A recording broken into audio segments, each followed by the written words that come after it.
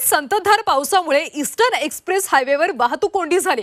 त्यामुळे ईस्टर्न एक्सप्रेसवेवर वाहनांच्या मोठ्या रांगा लागल्याचं सध्या पाहायला मिळते। मुंबईमध्ये सुद्धा आज पहाटेपासून पावसाची संततधार सुरू आहे आणि त्याचा मोठा फटका हा वाहतुकीला बसलेला आहे, कारण ईस्टर्न एक्सप्रेस हायवेवर सध्या वाहतूक कोंडी झाल्याचं चित्र पाहायला मिळतंय। ईस्टर्न एक्सप्रेसवेवर सध्या वाहनांच्या मोठ्या रांगा लागल्यात।